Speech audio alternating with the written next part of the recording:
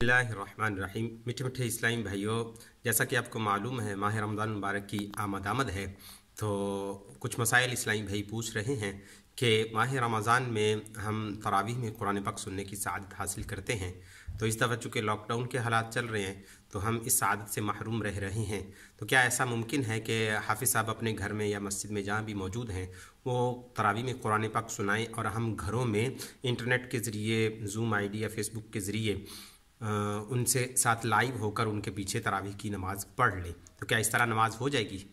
तो देखें, जो शरई मसला है वो ये है कि तरावीह की नमाज़ पढ़ना सुन्नत मौक़िदा है और इसकी जमात सुन्नत मुस्तहब्बा है। तो सुन्नत मुस्तहब्बा अदा करने के लिए ये सहारा लेना ये जायज़ नहीं है। और अगर शरई मामला जमात का देखा जाए तो इमामत और इक़्तिदा की जो शराइत हैं उनमें एक शर्त इक़्तिदा की ये भी है कि इमाम और मुक़्तदी का मकान एक हो, यानी दोनों एक ही जगह पर मौजूद हों। तो यहाँ मकान एक होने वाली शर्त पाई नहीं जा रही। और दूसरी शर्त ये है कि मुक़्तदी जो है ये इमाम के पीछे हो। तो अब इमाम साहब जो हाफिज़ साहब है उनका घर कहाँ पर है? जो घरों में ही ऑनलाइन होंगे, किसी का घर कहाँ है, कोई आगे है कोई पीछे है, तो ये इमाम की इक्तिदा यानी इमाम के पीछे होकर नमाज़ पढ़ना ये नहीं कहलाएगा। तो इस तरह से शरअन जायज़ नहीं है जमात करवाना।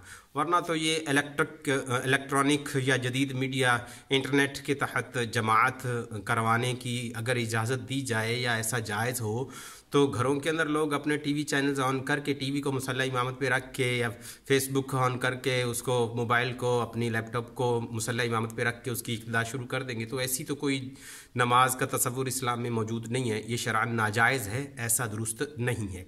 और इसी के तहत ये भी सवाल है कि माह रमज़ान और लॉकडाउन के हालात के अंदर हम जुमा की नमाज पढ़ने से महरूम रह रहे हैं।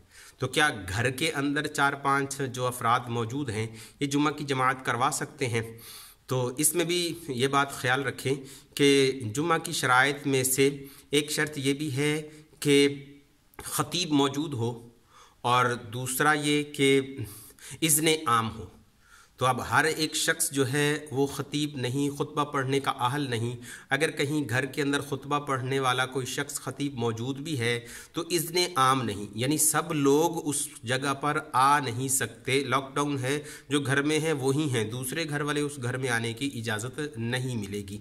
इसलिए इज़्न आम वाली शर्त ना पाई गई तो जुमा नहीं। जब शरअन जुमा नहीं तो जहाँ शरअन जुमा नहीं होता वहाँ ज़ोहर की नमाज अदा की जाती है। इन हालात में हम ज़ोहर की नमाज ही अदा करेंगे और अल्लाह तबारक व तआला की रहमत से उम्मीद रखते हैं कि रब तबारक व तआला हमें जुमा का सवाब अता फरमाएगा।